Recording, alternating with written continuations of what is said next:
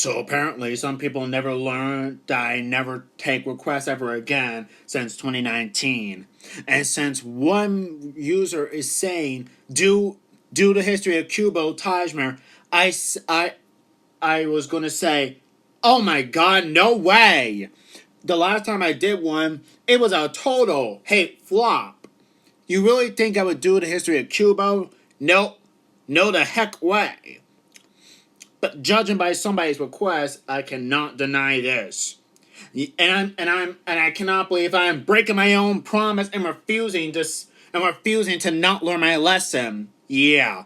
Don't This is actually the last time I'm taking somebody's request because I'm breaking my own promise thrice. So now so now we have to do the history of Qubo. Oh, now Qubo is part of everybody's childhood for those who don't got cable. It is owned by the EW Scripps Company, and it was also a television network and a programming block on NBC, Telemundo, Ion Television, and somehow Ion Plus. So how did this brand get to be? And in 2021, all Qubo channels had ceased the operations had and all kicked the bucket in 2021. How did this happen? And what happened after Qubo was killed? In this video, we're going to find that out. It goes all the way back in May 2006. Companies known as Ion Media Networks, NBC Universal, which owned 32% interest in Ion Media at the time, Chorus Entertainment, the Canadian company that has Teletoon, Scholastic Corporation, and Classic Media, now part of DreamWorks Animation, part of NBC Universal, announced that they're going to be launching a new children's educational entertainment brand called Qubo towards providing educational values oriented programming ages 5 to 14 years of age. The brand would have programming blocks on NBC Universal and Ion's respective flagship broadcast television networks such as NBC, Telemundo, and Ion Television, as well as a video on demand service and a website and a standalone 24-hour Qubo TV network. As stated by Qubo President Rick Rodriguez, who formerly served as a programming executive at Discovery Inc. Communications, that Qubo was designed as a bilingual brand offering programming in both English and Spanish, meaning that there's an SAP audio feed, which is a Spanish speaking. And Qubo would initially carry Spanish language dubs of its programming for its both Telemundo block as well as the USA dub on NBC. Now, during Medora Entertainment's video in the Many Phases of Discovery Family that he mentioned that in March 2006, Discovery decided not to renew its contract with NBC because they wanted to focus more on the Discovery Kids channel network rather than the block on NBC. So, the joint venture between Discovery and NBC has been broken apart, and Discovery Kids on NBC was discontinued.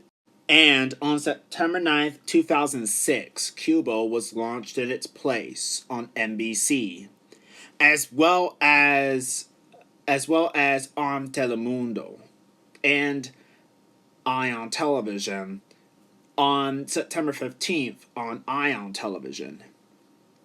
Unlike the children's programming blocks on Saturday mornings, Ion Television's Qubo block aired on Friday afternoons.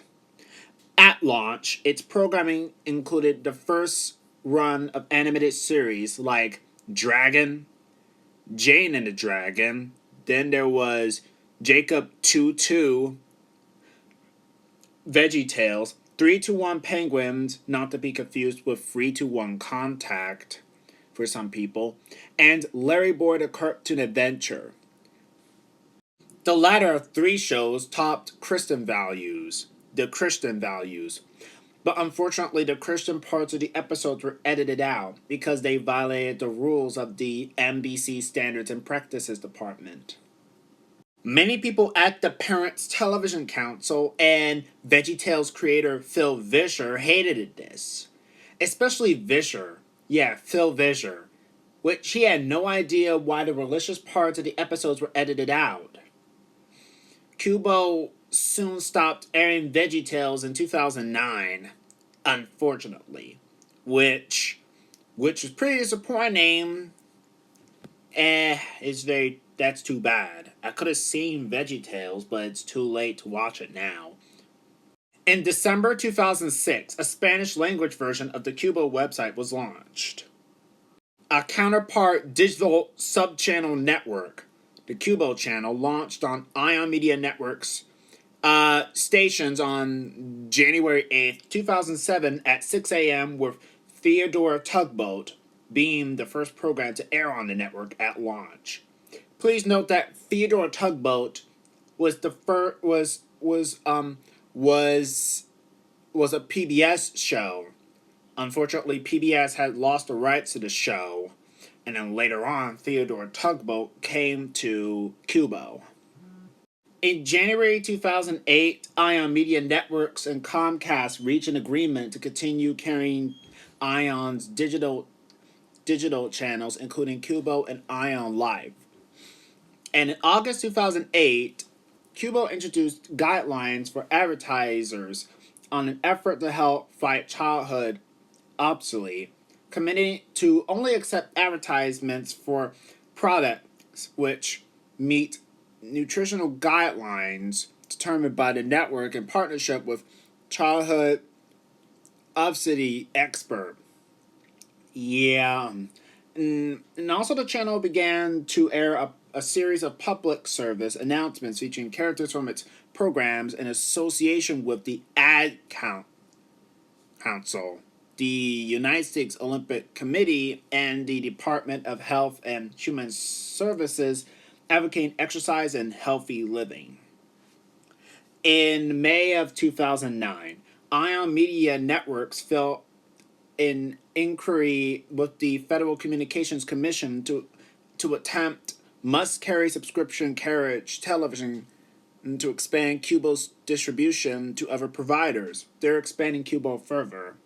1 year later, in May 2010, Ion signed carriage agreements with Advanced Cable Communications and Blue Ridge Communications, as well as a deal with Comcast Colorado Springs system to add Qubo on the provider's digital tiers. In 2011 to 2013, I mentioned that in the downfall of PBS Kids Sprout, I mentioned that in 2011 to 2013, there was a complex series of business decisions that led a company named NBC Universal, that everyone already knows, to basically get full control of this preschool brand that was a spinoff block to PBS Kids Sprout. Let's say this. To summarize, Comcast acquired a 51% share of NBC Universal from General Electric, leaving Sprout in the hands of NBC Universal. In 2012, or somewhere, Apex Partners sold Hit Entertainment to Mattel and then claimed Hit Entertainment's ownership interest in Sprout. Sesame Workshop sold its interest to NBC Universal, and then NBC Universal claimed and acquired Apex Partners and PBS's ownership shares, leaving the PBS Kids part of the name of the channel to be removed on November 13, 2013. And while all that was going on, in July 2012, Sprout began to produce a block aimed at younger children called NBC Kids and Mi Telemundo on NBC and Telemundo respectively. After Comcast acquired NBC Universal on March 28, 2012, after my 10th birthday, NBC and Telemundo announced that they would be discontinuing their Qubo blocks. NBC replaced theirs with NBC Kids, and Telemundo replaced theirs with Mi Telemundo. Spanish dub of Telemundo Kids. Both blocks programmed by PBS Kids Sprout, which will later become Universal Kids in 2017. This left Ion Television as the only network left with a Qubo programming block, with Ion Media acquiring NBC Universal's interest in Avenger at the time. In 2013, Ion Media Networks Group acquired the stakes in Qubo held by Classic Media, now DreamWorks Classics in 2012, Scholastic Corporation, and Chorus Entertainment. However, the three companies retained program redistribution rights with Qubo, with the network. In January 4th, 2015, the Qubo block on Ion Television was renamed to the Qubo Kids Corner because it moved from Friday mornings to Sunday or Saturday mornings. On September 8th, 2020, the block began airing on Ion Plus during Monday mornings due to the EI commitments from the FCC, since they had 8 stations in the network that had DT1 main channel carriage rather than the sub-channel carriage. Soon and eventually, we're going to see the end of Qubo. And it all happened on September 24th, 2020. The EW Scripps Company announced an agreement to buy Ion Media for $2.65 billion. The transaction, which closed on January 7th, 2021, saw Ion Television, Ion Plus, and Qubo, alongside Shop Ion. Now, as it turns out, EW Scripps Company had nothing to do with both Ion or Qubo. On January 14th, 2021, after their purchase was finalized, EW Scripps announced that they would discontinue Ion Plus, Shop Ion in the Qubo channel, and they would be discontinued on February 28th. And this decision was made by Katz Broadcasting, who took charge of programming for Ion and its subsidiary media brands could focus on their other channel networks, such as Court TV, Bounce TV, Court TV Mystery, Laugh, and Grit. And so on February 28th of this year, the plan was carried out. So after the purchase was finalized, Qubo was still running, but unfortunately, they started going off the air and were being interrupted by various networks like Laugh, Grit, Court TV, Bounce TV. And after that, after March 1st, Scripps began to utilize an outside source of 3-hour block of programming on Ion Television Friday mornings in order to meet their EI programming without any Qubo branding, including Finding Stuff Out and Science Max. Both were past Qubo series, as well as Exploration Station programs from Steve Rotfeld Productions. The Qubo website was later redirected to the main Ion website shortly thereafter. The network's oncoming sign-off went unacknowledged on air. Some affiliates abruptly switched the night of February 26th to other Katz networks, while others were switched automatically to the end of the 28th of the master control level, after which the network ceased to exist. And that means the Qubo brand left the airwaves, never to be seen again.